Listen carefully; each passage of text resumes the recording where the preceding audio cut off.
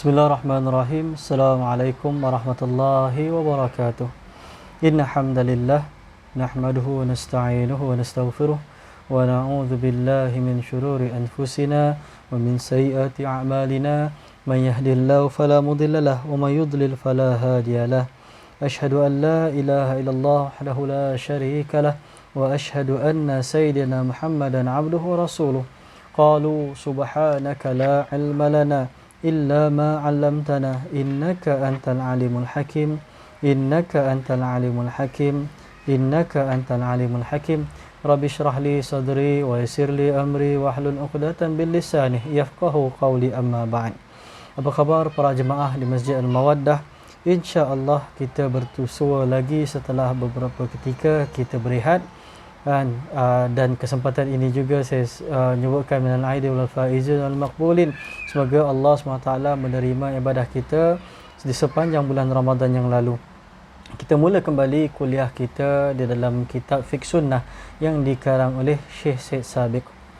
Tajuk hari ini kita akan kongsikan berkenaan tentang tata cara duduk di antara dua sujud. Sebelum ini kita telah pun membahaskan berkenaan tentang ketika sujud tu beberapa bacaan, sehingga kan kita dapat sampai lebih kurang 7 bacaan ketika sujud. Maka daripada situ kita sambung pengajian kita tentang tata cara duduk di antara dua sujud. Kita tahu apabila setelah sujud itu kita pun duduk di antara dua sujud dengan keadaan yang seperti mana kita lakukan. Maka di sini disebutkan disunatkan duduk di antara dua sujud dengan cara iftirash. Iftirash ni macam mana para jemaah?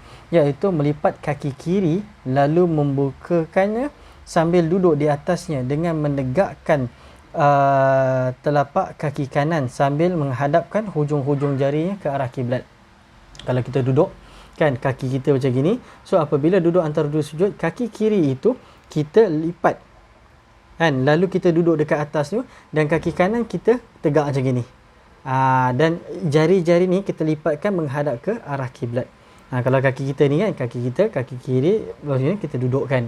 Ataupun kadang-kadang ada orang panggil duduk cara tahiyat pertama. Itu disebutkan sebagai iftirash. Manakala duduk cara kedua dia panggil sebagai tawaruk. Iftirash kita duduk kat situ. Okey. Maka daripada Aisyah radhiyallahu anha katanya Nabi SAW bersabda, Nabi SAW kana yafrishu rijlahu yusra wa yansabu yumna wa yansabul yumna. Nabi SAW menghamparkan kaki kirinya dan menegakkan telapak kanannya. Daripada Ibn Umar radhiyallahu anhu katanya, antara sunnah solat ialah menegakkan telapak kaki kanan dengan menghadapkan jari jemarinya ke arah kiblat serta duduk di atas kaki kiri. Nafi' berkata, apabila Ibnu Umar mengerjakan salat, dia selalunya menghadapkan segala sesuatunya dihadap ke arah kiblat, termasuklah kedua selipanya. Maksud dalam hal ini kan semua sekali diletakkan dengan, kalau ada kasut dengan kasut sekali dia buat. Dalam hal ini adalah keadaan selipar. Dalam hadis Abu Humaid ketika menjelaskan tata cara solat Rasulullah SAW, ada disebutkan bahawa thumma thanna rijlahul yusra wa qa'ada 'alaiha thumma i'tadala hatta raja'at kullu 'azmin mawdi'ah thumma hawa sajidan. Kemudian beliau melipatkan kakinya yang kiri dan duduk di atasnya, lalu bangkit sehingga setiap tulang kembali pada kedudukan, maksud bangkit gitu daripada kedudukannya semula. Setelah itu beliau turun ke lantai untuk bersujud. Maka ini merupakan himpunan-himpunan hadis berkenaan tentang bagaimana cara duduk Rasulullah sallallahu alaihi wasallam. Dalam pada itu terdapat sebuah keterangan yang menegaskan bahawa duduk adalah dengan cara bersimpuh, iaitu dengan menghamparkan kedua telapak kaki dan duduk di atas kedua tumit. Abu Ubaidah berkata, inilah pendapat yang dipegang oleh ahli-ahli hadis. Maksudnya dekat sini dengan menghamparkan kedua telapak kaki dan duduk di atas kedua tumit. Dia bukan begini, dia begini. Duduk macam gitu, menghadapkan. Okey. Daripada Abu Zubair, dia pernah mendengar daripada Taus mengatakan yang bermaksud, kami bertanya kepada Ibnu Abbas mengenai duduk bersimpuh di atas kedua telapak kaki. Kemudian beliau pun menjawab, itu adalah sunnah. Taus juga berkata, kami melihat cara duduk seperti itu tidak sopan dilakukan oleh kaum lelaki. Ibn Abbas menjawab, bagaimanapun ia adalah sunnah Nabi SAW. Okey, maka ini merupakan caranya dengan menghamparkan kedua telapak kaki dan duduk di atas kedua tumit. Daripada Ibn Umar radhiyallahu anhu katanya, dia duduk di atas hujung jari jemari kaki lalu mengangkat kepalanya daripada sujud pertama, lantas dia menjelaskan ini juga adalah sunnah. Daripada Taus katanya, aku melihat sahabat-sahabat yang mempunyai nama Abdullah, iaitu Abdullah bin Abbas, Abdullah bin Umar dan Abdullah bin Zubair, kesemuanya duduk dalam keadaan bersimpuh. Kita faham bersimpuh dalam keadaan tawaruk. Okey, dalam hal ini dia berbeza.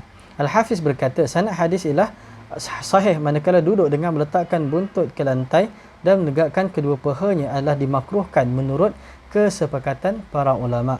Daripada Abu Hurairah katanya, yang bermaksud aku dilarang Nabi SAW daripada melakukan 3 perkara, iaitu pertama, mematuk seperti mana ayam jantan, duduk seperti anjing dan melompat seperti serigala. Kan, ketiga-tiga ni menceritakan tentang bagaimana seseorang itu keadaan solat. Kan, bermaksud apabila Nabi larang mematuk seperti ayam jantan, seolah orang tu solat laju gitu. Okey, duduk seperti anjing, kan, yang mana dia duduk kaki dia, okey, kaki dia tu berada di bukan punggung pun dia duduk kat situ tau. Dia keluarkan kaki dan kat tengah-tengah. Okey. Ataupun melompat seperti serigala. Saya tak pasti melompat dalam solat, tapi mungkin juga bermaksud dalam keadaan tergesa-gesa dalam hal ini. Seseorang yang duduk di antara dua sujud disunatkan meletakkan kedua tangannya di atas paha kanan dan tangan kiri di atas paha kiri, sambil meluruskan jari jemarinya. Melurus, bukan dalam keadaan begini, lurus saja, kan, ke arah kiblat, merenggangkan, dan hujung jari mestilah berada di atas lutut. Maka lutut kita tu, kan, maka kita berada dekat kawasan seperti mana kita lakukan hari inilah. Tapi ada orang meletakkan tangan dia dekat paha. Dekat paha, tengah duduk tu, dekat paha. Dia betul-betul rapat. Tak, dia bukan, dia hanya merenggangkan macam ya. Renggang, senang diri letakkan macam gitu. Okey. Masuklah kepada berkenaan duduk antara dua sujud. Kemudian apakah doa dia? Ketika duduk di antara dua sujud, seseorang disunatkan supaya membaca doa dengan salah satu daripada doa berikut, dan digalakkan supaya senantiasa mengulang-ulangi jika perlu. Hadis diriwayatkan oleh Huzaifah, oleh Nasa'i dan juga Ibn Majah, katanya bahawa Nabi sallallahu alaihi wasallam kana yaqul baina sajdatain rabbighfirli. Nabi SAW biasanya membaca di antara dua sujud, iaitu dengan bacaan rabbighfirli, iaitu Tuhanku ampunilah dosaku, Tuhanku ampunilah dosaku. Manakala hadis riwayat Abu Daud daripada Ibn Abbas, katanya bahawa Nabi SAW kana yaqulu baina sajdatain Allahumma ghfirli warhamni wa'afini wahdini warzuqni. Ketika duduk di antara dua sujud, Nabi SAW membaca Allahumma ghfirli, ya Allah ampunilah diriku, warhamni, berilah rahmat kepadaku, wa'afini, sihatkanlah jasadku, wahdini, berikanlah hidayah kepadaku, warzuqni, dan limpahkanlah rezeki kepadaku. Ini dua bacaan dia. Bacaan pertama tadi paling pendek, rabbighfirli. Biasa kita baca rabbighfirli warhamni wajburni warfa'ni warzuqni wahdini wa'afini wa'fu anni. Membadai dengan bacaan Allahumma ghfirli warhamni wa'afini wahdini warzuqni. Ini merupakan bacaan duduk di antara dua sujud. Masuk perbahasan berkenaan tentang duduk istirahat. Okey. Iaitu duduk sebentar yang dilakukan oleh seseorang setelah sujud kedua kepada rakaat pertama menjelang bangkit menuju rakaat kedua, ataupun setelah sujud kedua pada rakaat ketiga menjelang bangkit menuju rakaat keempat. Faham tak? Maksudnya kat sini, apabila kita solat, habis solat rakaat pertama, lepas tu daripada sujud tu terus nak bangkit rakaat kedua, ketika tu kita ada duduk sebentar tak? Kan? Duduk sujud, dah baca Allahu Akbar, kita terus naik ataupun kita duduk sebentar. Kalau rakaat kedua tak ada isu sebab ada duduk di antara dua sujud. Kan rakaat kedua memang duduk. Kemudian dah baca, kemudian baru kita bangkit, Allahu Akbar. Tapi biasa isunya lah rakaat pertama nak pergi rakaat kedua ataupun rakaat ketiga nak pergi rakaat keempat. Ini merupakan yang disebutkan sebagai duduk sebentar. Kan, adakah daripada sujud terus kita bangkit ataupun daripada sujud kita duduk barulah kita bangkit. Yang ke depan sedikit barulah kita bangkit. Para ulama berbeza pendapat mengenai hukum duduk istirahat berikutan perjanggahan hadis-hadis dalam masalah ini. Kan, berikut ini kami akan nyatakan apa yang disimpulkan oleh Ibnu Al-Qayyim mengenai perbezaan pendapat tersebut. Apa perbezaannya? Mereka mengatakan para fuqaha berselisih pendapat. Apakah duduk istirahat ini termasuk sunnah salat atau sesiapa pun yang disunatkan untuk melaksanakannya, ataukah tidak termasuk dan hanya dilakukan oleh orang ingin melakukannya sahaja. Maksudnya dalam hal duduk istirahat tu antara rakaat pertama pergi rakaat kedua ataupun rakaat ketiga pergi rakaat keempat, 3 persoalan jadi. Kan, duduk itu adalah sunat solat dan sesiapa pun disunat untuk melaksanakan atau tak termasuk. Dan sebenarnya siapa nak buat, bahawa tak ada dalil. Kan, pertama adakah ada dalil sebab tu buat, ataupun dalil untuk tak buat, ataupun memang tak ada dalil, siapa buat, tak nak buat sudah. Maka kat sini Ibn Qayyim Al-Jauzi membahagikan masalah ni kepada 2 pendapat. Kedua-dua pendapat ni merupakan pendapat yang diriwayatkan oleh Imam Ahmad. Kan, Al-Khalal berkata, Ahmad mengemukakan dalil mengenai duduk istirahat datang daripada mana? Hadis daripada Malik bin Al-Huwairith. Katanya, Yusuf bin Musa telah menceritakan kepadaku bahawa Abu Umamah pernah ditanya tentang cara bangkit daripada sujud. Beliau menjawab, hendaklah dia berdiri dengan bersandar pada bahagian belakang kedua telapak kaki berdasarkan kepada hadis Rifa'ah. Begitu juga daripada hadis Ibnu Ajlan, dinyatakan bahawa dia bangkit berdiri dengan bersandar pada bahagian belakang kedua telapak kakinya. Tetapi beberapa orang sahabat Nabi SAW pula meriwayatkan hadis ketika menceritakan tata cara solat Nabi SAW. Namun mereka tidak pernah menyebut masalah duduk istirahat. Ia hanya didapati dalam hadis Abu Humaid ataupun Malik bin Al-Huwairis saja. Al-Huwairis dengan Abu Humaid, hanya mereka saja menceritakan tentang duduk istirahat ni. Kebanyakan semua para sahabat tidak ceritakan. Apabila kita cerita tentang tata cara solat Nabi, tentang duduk antara ni tak ada not been mentioned. Okay. Jadi boleh ke tak boleh buat? Ustaz, selama ni saya buat, Ustaz, berdasarkan kepada apa? Selama ni Ustaz, saya tak buat, berdasarkan kepada apa? Ini merupakan perkara yang perlu kita faham. Okay.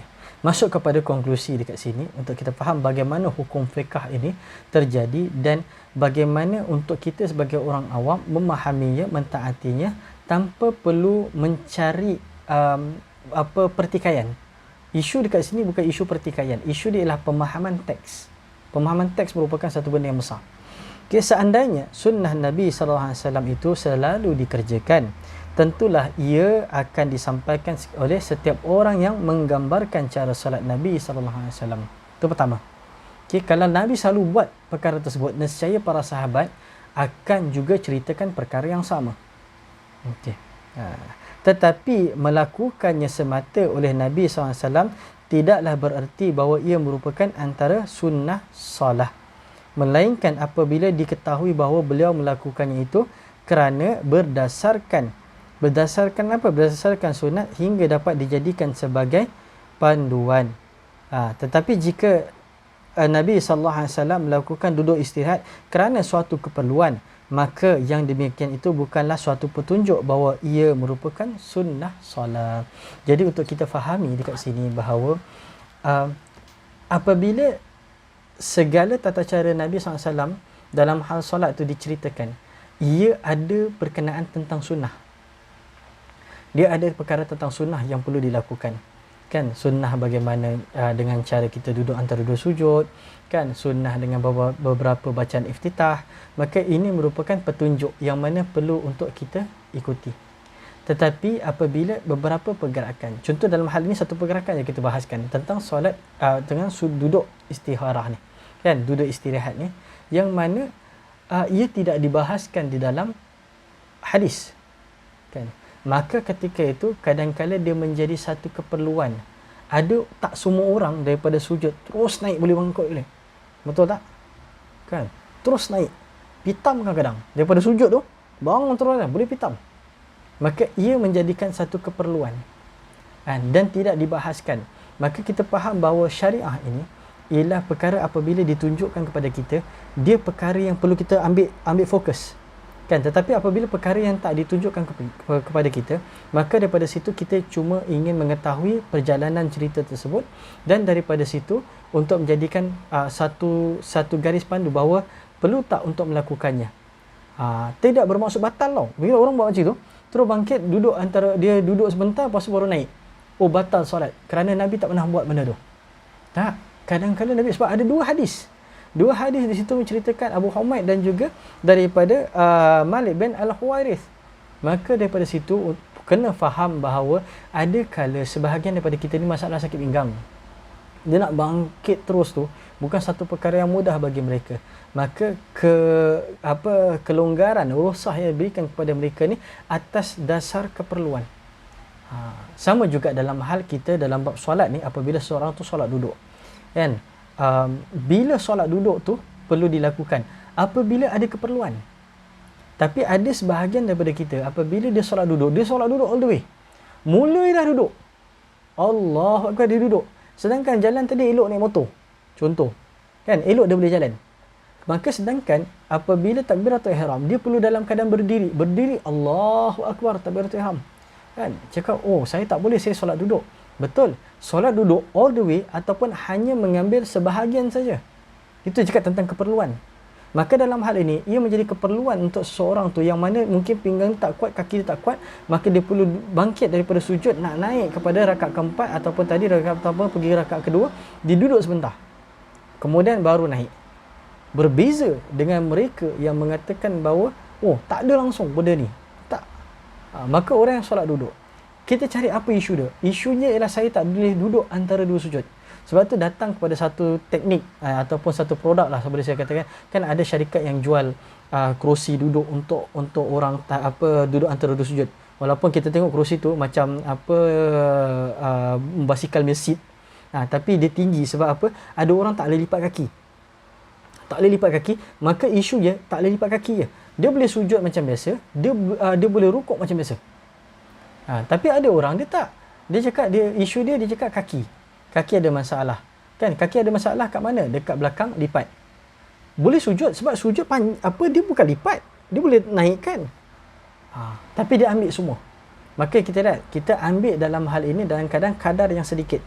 Ataupun kalau teknik usul fiqh, tuqaddar bi qadariha. Kita ambil sikit. Sebab apa? Yang lain tu kita perlu buat seperti mana yang kita diarahkan untuk solat sempurna. Itu pertama. Kedua, dari sudut ni saya bukan nak ajar tentang teknik sains atau fizioterapi ya. Fizioterapi ni kalau kita tengok, kalau kaki kita tu dah lama tak digunakan, maka dia kena selalu buat fizio, dia akan melembutkan kawasan-kawasan sebahagian. Tapi kalau kita biarkan all the way, lama-lama dia akan jadi keras. Sama juga dengan kita. Apabila kita ni, kan, ada sebahagian kita ni mungkin accident, maka kaki dia tak boleh bengkok. Okey, tak boleh bengkok disebabkan hasil aksiden ataupun memang ada besi keras yang tak boleh bengkok. Kalau besi keras tak boleh bengkok, itu kita faham. Tapi kalau dia kata aksiden kemudian tak pakai kaki tu, maka dia perlu exercise, itu fizio. Maka dia perlu solat dalam keadaan sempurna untuk dapatkan balik. Ada orang, oh ustaz saya tak boleh solat betul-betul, ustaz saya baru aksiden, kaki patah 3. Kan, kaki patah 3, yang patah tu dekat mana kau? Tak, kat tulang kering. So patah kat tulang kering, dekat dia punya joint tak ada isu. Kan? Sakit sikit ustaz, memang sakit. Tapi kalau lama-kelamaan apabila dia solat dalam keadaan sempurna, dia punya kaki tu dia akan satu macam exercise dan fizio untuk dia. Kan, saya pun aksiden kaki kak, saya pun masalah kaki. Tapi kita buat sebab apa? Dia akan menghasilkan kaki pada sedia kala. Itu perkara yang perlu kita faham. Maka daripada situ kita faham bahawa duduk yang solat duduk istirahat ni yang dibahaskan ini ialah satu perkara yang tidak dibahaskan dalam hadis, tidak bermaksud tidak boleh dilakukan. Maka fahamkan pada diri kita bahawa mereka-mereka yang melakukan apa perkara ini bukan melanggar sunnah, bukan berlawanan dengan sunnah. Kan? Ada keperluan dalam hal ini. Ini dalam bab solat tu. So dalam bab luar daripada solat, jika ada perkara yang bukan tak ada dalam sunnah ceritakan, dia melakukannya. Oh, adakah dia telah melanggar sunnah? Cerita ni merupakan perbahasan yang bagus tentang duduk istirahat. Sedangkan dia tentang apa ibadah. Al-aslu fi ibadah tawakuf. Asal pada satu ibadah tu dia kekal status quo. Kalau itu cara dia, itu cara dia. Tapi dalam bab ini, adakah Rasulullah terlepas pandang? Tak. Takkan Rasulullah terlepas pandang kot. Tetapi tidak dibangkitkan disebabkan ia bukan perkara yang mesti kena buat. Orang yang masalah kaki, fine buat. Orang tak ada masalah kaki, silakan buat yang lain. Seperti biasa. Sama juga dengan para kisah-kisah para anbiya, kan? Apabila kita dengar kisah-kisah para anbiya, kalau kita tahu kan, kisah anbiya ni lagi ramai. Yang kita tahu 25. Nabi Yusha ibn Nun bukan salah seorang daripada nabi yang perlu kita beriman. Tapi ada kisah tersebut. Tapi kenapa tak diceritakan di dalam Al-Quran? Tapi nabi-nabi lain ada diceritakan di dalam Bible, dalam Injil ataupun dalam Taurat maupun Zabur. Kerana Allah Ta'ala nak ceritakan, fahamkan kepada kita. Ada beberapa perkara saja yang perlu kita faham. Contoh apabila kita baca surah Al-Buruj, apabila masuk tentang Ashabul Ukhdud. Faham tak tentang cerita Ashabul Ukhdud? Okay. So Ashabul Ukhdud ni, dia bukan orang yang mati. Ashabul Ukhdud adalah orang yang melakukan kezaliman. Berbeza dengan Ashabul Kahfi. Ashabul Kahfi ialah orang yang dizalimi. Ashabul Ukhdud adalah orang yang menzalimi. Tapi cerita Ashabul Ukhdud, adakah diceritakan secara detail dalam Quran? Tak. Tak cerita secara detail dalam Al-Quran. Mana kita dapat? Daripada kisah-kisah lain, daripada hadis, maupun daripada kisah-kisah Kristianiti. Kan? Dalam Bible menceritakan tentang Ashabul Ukhdud sebab orang tu hidup pada zaman Nabi Isa. Sama juga dengan Ashabul Kahfi, peristiwa tersebut pada zaman Nabi Isa. Selepas zaman Nabi Isa, mereka beriman pada Nabi Isa. Kan? Sama juga dengan Ashabul Ukhdud. Tapi perlu tak kita tahu? Perlu kita tahu. Perlu tak kita tahu secara detail? Tak perlu. Tak perlu cerita orang ni jalan macam mana, dia jumpa dengan rahib, kan, nak dia jumpa dengan raja, kemudian dia sembuhkan sopak, ada perempuan pegang bayi bercakap. Kita tak perlu tahu tentang detail. Kita nak tahu tentang ketakwaan mereka. Sebab apa? Apabila ayat itu diturunkan, dia ceritakan tentang kesengsaraan para muslimin di Mekah, tentang kezaliman yang terjadi kepada mereka. Maka mereka mengadukan kepada Nabi SAW. Dan Nabi SAW kan dapat wahyu dan ceritakan kepada para sahabat sekalian bahawa kalau kamu merasakan sekarang ni penderitaan kerana dakwah yang kamu pergi kamu anuti ni, kan, sesungguhnya orang terdahulu juga ada sehingga kan digergaji kepala, terbelah macam gini. Ini cerita tentang Ashabul Ukhdud. Kan, sesungguhnya dalam perjalanan dakwah ni memang banyak rintangan. Itu cerita nak faham. Itu je cerita nak fahamkan kita. Sama juga dalam bab ni nak fahamkan kepada kita tentang solat. Ini solat Rasulullah macam ni. Tapi kalau katakan ada orang buat this kind of movement ataupun pergerakan macam gini, adakah dia dikira batal kerana menambah pergerakan? Tak. Dia tidak dikira pergerakan tambahan. Ia merupakan satu norma kehidupan manusia yang memerlukan berdasarkan kepada kekuatan badan dia. Jadi tak perlulah kita nak fikirkan macam, oh ini salah ni, Rasulullah tak solat macam gini. Kita terlalu obses dalam hal ini. Kita perlu mendalami, ya. Kita faham, sebenarnya ada satu part tu tak dibahaskan. Inilah duduk istirahat tak dibahaskan di dalam kitab fiqh langsung. Tapi orang buat. Adakah dia menambahkan pergerakan? Dia tidak menambahkan pergerakan. Maka kita faham, fiqh ini dia memudahkan umat Islam, bukan untuk menyusahkan ataupun merumitkan keadaan kita dalam hal ibadah. Kerana kita tahu ibadah kita ini tidak lain tidak bukan menyembah Allah Subhanahu Wa Taala, bukan mendapatkan perfectionist pergerakan kita. Bergerak mesti cantik, pop. Tangan mesti naik cantik, pop. Gitu, tak. Dia bukan cerita tentang tangan mesti cantik macam gini gerak. Inilah solat yang diterima oleh Allah Subhanahu Wa Taala. Tidak. Dia lebih kepada bagaimana ta'abbudnya kita dalam hal tersebut. Ketika mana turunnya, sama ada turun lutut ke turun kepala, kepala yang lebih utama, lutut ini tak apa-apa utama. Tak. Ketika mana kita turun tu, keadaan kita ni untuk mencari mana yang lebih sempurna, ataupun kita mencari yang mana ta'abbud ilallah. Itu merupakan perkara yang perlu kita fahami dalam konsep ibadah kita. Wallahu alam. Insya-Allah kita akan sambung pada kuliah yang akan datang setiap hari Rabu di Masjid Mawadah melalui Facebook Masjid Al-Mawadah, insya-Allah. Aqulu qouli hadza astaghfirullahal azim wa lakum. Bismillahirrahmanirrahim. Subhanakallahumma wa bihamdika asyhadu an la ilaha illa anta astaghfiruka wa atubu ilaik. Bismillahirrahmanirrahim. Wal 'asr innal insana lafi khusr illa alladhina amanu wa 'amilus solihat wa tawasaw bil haqq wa tawasaw bis sabr. Bila taufiq hidayah. Assalamualaikum warahmatullahi wabarakatuh.